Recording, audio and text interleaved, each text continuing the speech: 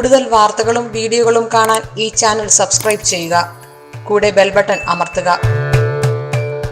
നമസ്കാരം. പുണർദം നക്ഷത്രക്കാർ അനുഷ്ഠിക്കേണ്ടതായ കർമ്മങ്ങളും അവർ ക്രയവിക്രയം ചെയ്യാൻ പാടില്ലാത്തതും അവര് പരസ്പര സാമ്പത്തിക ഇടപാടുകളൊന്നും നടത്താൻ പാടില്ലാത്തതുമായ നക്ഷത്രക്കാർ, പുണർദം നക്ഷത്രത്തിൽപ്പെട്ട നക്ഷത്രക്കാർ അനുഷ്ഠിക്കേണ്ടതായ കർമ്മങ്ങൾ എന്തൊക്കെയാണെന്ന് നോക്കാം.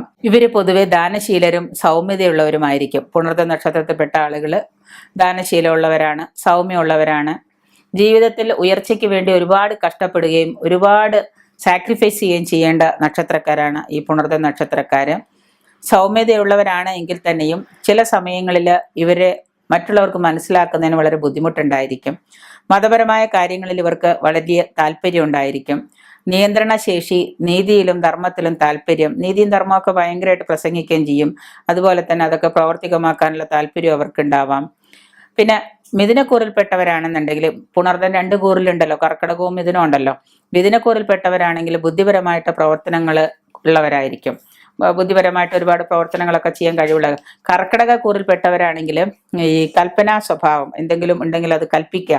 കർക്കിടക കൂറിൽപ്പെട്ടവർ കൽപ്പനാ സ്വഭാവം മുന്നിട്ട് നിൽക്കുന്ന ആളുകളാണ്. ഈ പുണർദം നക്ഷത്രക്കാരുടെ പ്രതികൂല നക്ഷത്രങ്ങളായിട്ട്, അതായത് അവർക്ക് സാമ്പത്തിക ബിസിനസ്സോ മറ്റു കാര്യം അങ്ങനെയൊക്കെ ചെയ്യാൻ പാടില്ലാത്തതായിട്ടുള്ള പ്രതികൂല നക്ഷത്രക്കാരാണ് ആയില്യ നക്ഷത്രക്കാര്, പൂര നക്ഷത്രക്കാര്, അത്ത നക്ഷത്രക്കാര്, പുണർദം, തിരുവോണം, ചതയം, പുരോരുട്ടാതി, അര. പുരോരുട്ടാതി അര 2 ഇതിൽ വരുന്നുണ്ടല്ലോ, കുംഭക്കൂറും മീനക്കൂറും വരുന്നുണ്ടല്ലോ. അപ്പോൾ ഈ പൂരോരുട്ടാതി കുംഭക്കൂറിൽ വരുന്ന ആളുകള് ഈ പറയുന്ന പുണർദം നക്ഷത്രക്കാരുമായിട്ട് എന്തെങ്കിലും ഇടപാടുകളോ സാമ്പത്തിക കാര്യങ്ങളോ മറ്റു ഏതെങ്കിലും കൂട്ടു ബിസിനസ്സുകളോ മറ്റു കാര്യങ്ങളോ ചെയ്തു കഴിഞ്ഞാൽ നഷ്ടം വരുന്നത് പുണർദം നക്ഷത്രക്കാർക്കായിരിക്കും. അപ്പോൾ ആ രീതിയിലുള്ള ബിസിനസ്സുകളൊക്കെ ചെയ്യുമ്പോൾ ഇവൻ വെറുതെ എങ്കിൽ പോലും നമ്മൾ നക്ഷത്രങ്ങളൊന്ന് അറിഞ്ഞിരിക്കുക. ഒരു സാമ്പത്തികമായിട്ടൊരു കൂട്ടു ബിസിനസ് ചെയ്യുമ്പോൾ നിന്റെ നക്ഷത്രമോ എൻ്റെ നക്ഷത്രമോ എന്താണെന്നൊന്ന് അറിഞ്ഞിരിക്കുന്നത് നന്നായിരിക്കും. ഇവിടെ നക്ഷത്രങ്ങളല്ല നമ്മളെ നിയന്ത്രിക്കുന്നത് എങ്കിൽ പോലും പരസ്പരം പ്രതികൂല നക്ഷത്രങ്ങൾ വരുമ്പോൾ അതിനെ നമ്മൾ മാറ്റി നിർത്തുന്നത് നന്നായിരിക്കും. നമ്മളുടെ ഉയർച്ചയ്ക്ക് അത് വളരെ നല്ലതായിരിക്കും. 2 കൂട്ടർക്കും അത് ഗുണം ചെയ്യും. പിന്നെ ഒപ്പം തന്നെ പുണർദം നക്ഷത്രത്തിൽപ്പെട്ടവർക്ക് ബുധദശാകാലം മോശമാണ്.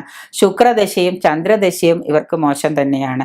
അപ്പൊ ഈ 3 ദശാകാലത്തും ബുധദശയിലും ശുക്രദശയിലും ചന്ദ്രദശയിലും ഇവര് വിധിപ്രകാരം വഴിപാടുകൾ നടത്തുകയും ദോഷപരിഹാര കർമ്മങ്ങൾ അനുഷ്ഠിക്കുകയും ചെയ്യുന്നത് വളരെ നല്ലത് തന്നെയാണ്.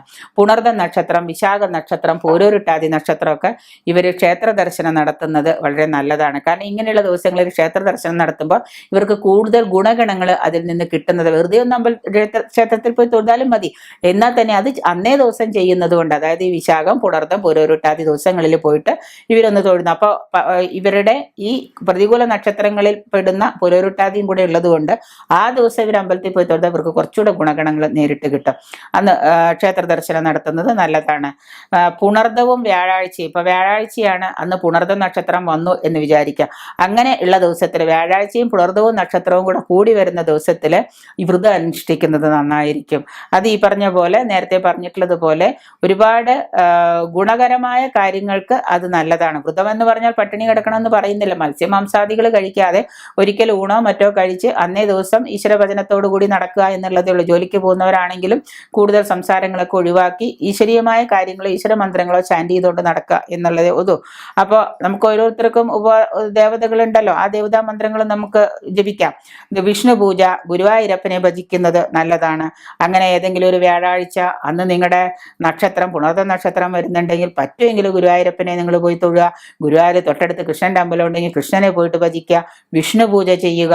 ഇതൊക്കെ വളരെ ഉത്തമമാണ്. പൂർവ്വജന്മ പാപങ്ങളൊക്കെ അകന്ന പുണ്യങ്ങൾ കിട്ടാൻ വേണ്ടിയിട്ട് വിഷ്ണു പൂജ ചെയ്യുന്നത് നല്ലതാണ്. മഞ്ഞ, ക്രീം തുടങ്ങിയ നിറങ്ങൾ നിങ്ങൾക്ക് അനുകൂലമാണ്.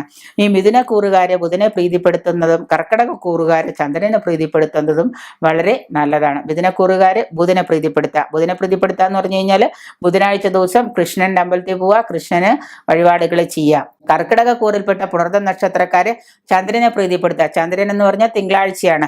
നിങ്ങൾ തിങ്കളാഴ്ച ദിവസം നവഗ്രഹ പൂജ നടത്തുക, ചന്ദ്രന് വഴിപാടുകൾ ചെയ്യുക, ചന്ദ്രമന്ത്രം ജപിക്കുക, ഇങ്ങനെയുള്ള കാര്യങ്ങളൊക്കെ നിങ്ങളും ചെയ്യുക. ഇങ്ങനെ ചെയ്യുന്നത് കൊണ്ട്, ഈ കർമ്മങ്ങളൊക്കെ അനുഷ്ഠിക്കുന്നത് കൊണ്ട് പുണർദം നക്ഷത്രക്കാരുടെ ഒരുപാട് ദുരിതങ്ങൾ മാറിക്കിട്ടും. അവര് ദിവസവും ഇങ്ങനെ ഓരോ ദിവസവും ഇങ്ങനെ ഡെഡിക്കേറ്റ് ജീവിതത്തിലെ ഉയർച്ചയിലേക്ക് പോകാൻ വേണ്ടി ശ്രമിക്കുകയായിരിക്കും.